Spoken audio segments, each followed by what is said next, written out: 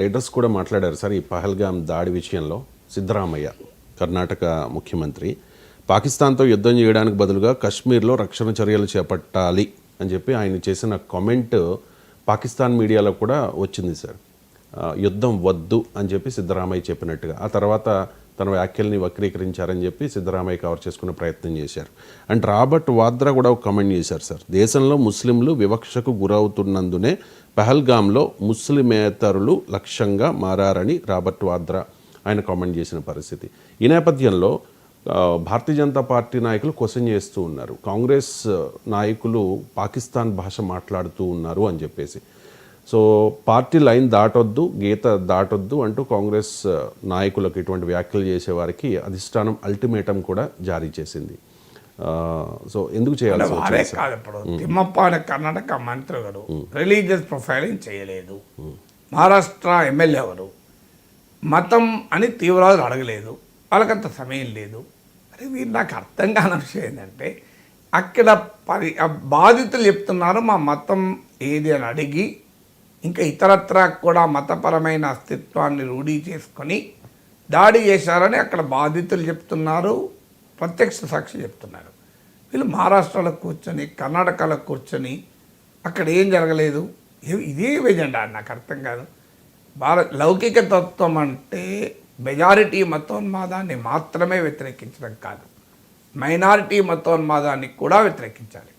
ఈ దేశంలో ఈ బుజ్జగింపు రాజకీయాలు అంటారు, సంతుష్టీకరణ రాజకీయాలు, మైనారిటీలను ఓటు బ్యాంకులుగా మార్చుకొని మైనారిటీ అపీజ్మెంట్ పాలిటిక్స్ చేయడం వల్లనే దేశం ఇట్లా తయారైంది. లౌకికవాదం అంటే మైనారిటీ అపీజ్మెంట్ సవాలే లేదు, మతంతో సంబంధం లేదు. ఎవడు దుర్మార్గం చేసినా దుర్మార్గాన్ని దుర్మార్గమే అనాలి. సో వాళ్ళ తరఫున వీళ్ళు ఎందుకంటే ప్రవక్తలుగా మారిపోతారు, ప్రతినిధులుగా మారిపోతారు.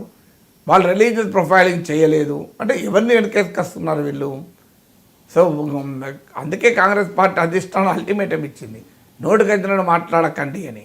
ఎవరికి తోచింది వాడు మాట్లాడతాడు. ఆ పార్టీ కాంగ్రెస్ పార్టీ అనేది ఒక వర్కింగ్ కమిటీ, ఆ వర్కింగ్ కమిటీ యొక్క తీర్మానము స్టాండు ఇది ఈ రకమైన మాటలు మాట్లాడడం వల్ల మొదలే బీజేపీ ఎదురు చూస్తుంటుంది. ఒక మాట ఛాన్స్ దొరికితే దాన్ని స్పిన్నింగ్ చేసేస్తాను. ఇప్పుడు కర్ణాటక ముఖ్యమంత్రి అనేది ఏంటి, యుద్ధం వద్దు అన్నాడు. యుద్ధం కావాలని ఎవరంటారు? ఇప్పుడు నరేంద్ర మోడీ యుద్ధం చేస్తామని అన్నాడా? అమిత్ షా యుద్ధం చేస్తారన్నాడా? ఎవరు యుద్ధం చేస్తామని ఎవరలే కదా. లక్షల మంది యుద్ధం చేస్తా అన్నాడా? సో సిద్ధరామయ్య ఎవరు యుద్ధం వద్దు అన్నాడు. యుద్ధం మంచిది కాదు, భద్రతా చర్యలు తీసుకోవాలి అన్నాడు. యుద్ధమే చేయాలని అవసరం లేదు పాకిస్తాన్ బుద్ధి చెప్పాలంటే. ఇప్పుడు పుల్వామా దాడుల తర్వాత యుద్ధం చేసిందా భారతదేశం? నరేంద్ర మోడీ ప్రభుత్వం ఉంది కదా. పుల్వామా దాడుల తర్వాత ఎందుకు యుద్ధం చేయలేదు పాకిస్తాన్తో? యుద్ధం చేయమని మనం అడిగినామా? అంటే యుద్ధం చేయనందుకు నరేంద్ర మోడీని విమర్శిద్దామా? పుల్వామా దాడుల్లో ఘోరంగా మన సిఆర్పిఎఫ్ సైనికులు ఉచ్చకోతకు వచ్చారు కదా. మనం బాలాకోట్ స్ట్రైక్స్ జరిపి వదిలేసాం కదా. యూరీ దాడుల తర్వాత సర్జికల్ స్ట్రైక్ జరిపే దాడి చేశాం కదా. బాలాకోట్ స్ట్రైక్లు అయితే అవి మిలిటరీ దాడులు కాదని కూడా చెప్పాం కదా. మరి యుద్ధం ఎందుకు చేయలేదు నరేంద్ర మోడీ ప్రభుత్వం? యుద్ధం చాలా గొప్ప కార్యం అయితే మరి మోడీ ప్రభుత్వం పుల్వామా అప్పుడే చేసింటే అసలు ఇది కూడా జరిగేది కాదు కదా, పహల్గాం పని అయిపోయేది కదా. అందువల్ల యుద్ధోన్మాదం మంచిది కాదు. యుద్ధం అంటూ వస్తే శత్రు దేశాల చర్యల వల్ల యుద్ధం అంటూ చేయాల్సి వస్తే దేశభక్తియుత భారతీయుడు ఎవడూ వెనక్కి తగ్గడు. యుద్ధం అంటూ చేయాల్సి వస్తే దేశభక్తియుత భారతీయుడు ఎవడూ వెనక్కి తగ్గడు. కానీ యుద్ధం కావాలి, యుద్ధం అంటూ ఉన్మాదాన్ని దేశభక్తి కల ఏ భారతీయుడు చెప్పకూడదు. రెండు వేరు వేరు. యుద్ధాన్ని కోరుకోవడం వేరు, యుద్ధం వస్తే నిలబడడం వేరు. యుద్ధాన్ని మనం కోరుకోం, ఎట్టి పరిస్థితిలో కోరుకోం. కానీ యుద్ధం అంటూ వస్తే ఎట్టి పరిస్థితిలో భయపడం. ఈ రెండు వేరు వేరు కదా. సో అందువల్ల యుద్ధోన్మాదం మంచిది కాదు. యుద్ధోన్మాదం చేసేవాడు సోషల్ మీడియాలో పండుకుంటాడు, బార్డర్ దగ్గర కూడా పోడు, అసలు దూరం బయటికి కూడా రాడు. నిజంగా నీకు అంత ధైర్యం ఉంటే యుద్ధం కోరుకున్నవాడు వెళ్ళి ఒక 2 రోజులు యుద్ధం చేసిరా, సరే ఉంది మీ దగ్గరికి పోయి. ఎందుకు చేయవు కహానీలు సోషల్ మీడియాలో ఎందుకు? అందువల్ల యుద్ధాన్ని ఎవరు కోరుకోలేదు. మోడీ యుద్ధం చేస్తానని లేదు, అమిత్ షా యుద్ధం చేస్తానని లేదు. అసలు ఆ మాటకైతే పుల్వామా దాడుల తర్వాత కూడా యుద్ధం చేయలేదు, మర్చిపోకూడదు మనం కదా. అది నరేంద్ర మోడీ బలహీనతగా చెప్దామా? అందువల్ల యుద్ధం అనే కాంటెక్స్ట్ వేరు. కానీ మీకు మతం అనే వాళ్ళు అడగలేదు, మనం ఎవరండి చెప్పేది?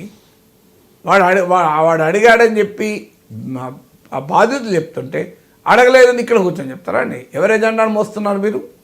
అందువల్ల ఖచ్చితంగా దానిపైన విమర్శలు తీవ్రంగా వచ్చాయి. కాంగ్రెస్ పార్టీకి ఉన్న ఛాలెంజ్ ఏంటంటే ఆ పార్టీకి నష్టం చేసే వాళ్ళు ఆ పార్టీలోనే కోకళ్ళుగా దొరుకుతారు. అందుకే కాంగ్రెస్ పార్టీని వేరే పార్టీలు ఓడించాల్సిన అవసరం లేదు. సొంత పార్టీలు చాలు, వాళ్ళు ఎక్కడ చెట్టు వాళ్ళే నడుపుకుంటారు. అది కాంగ్రెస్ కల్చర్. ఎవడు దోచినట్టు వాడు మాట్లాడితే, అది కూడా సెన్సిటివ్ సబ్జెక్ట్ పైన కనీసం ఒక పార్టీ లైన్ కట్టుబడి ఉండాలి. బీజేపీలో సాధ్యమా? ఎవరన్నా పార్టీ లైన్కి భిన్నంగా మాట్లాడితే వెంటనే తీసిపడేస్తారు. సో అందువల్ల కాంగ్రెస్ పార్టీ హైకమాండ్ అందుకే గట్టి వార్నింగ్ ఇచ్చింది. ఎవరు మాట్లాడినా ఊరుకునే ప్రసక్తే లేదు. కాంగ్రెస్ అధికారిక వైఖరి అఖిలపక్ష మీటింగ్లో చెప్పాం, ఇది పాకిస్తాన్ దుశ్చర్య, దీన్ని భారతీయులు అందరూ ఖండించాల్సిందే. కేంద్ర ప్రభుత్వం తీసుకునే ప్రతి చర్యకు మేము మద్దతు ఇస్తాం అని కాంగ్రెస్ పార్టీ ప్రకటించింది. That is Congress party stand final. ఇక ఎవడు దోచింది వాడు అక్కడ ఉండి చూసినట్లు ఎవరికో ప్రతినిధులుగా మారి వ్యాఖ్యానించడం, ఏదో ఓటు బ్యాంకులు దృష్టిలో పెట్టుకొని మాట్లాడడం, ఇంతకన్నా దుర్మార్గం ఇంకోటి ఉంటుందా? అండ్ పాక్ ఆక్యుపైడ్ కశ్మీర్లో ఒక 42 ఉగ్ర స్థావరాలని భారత ఆర్మీ గుర్తించిందట సార్.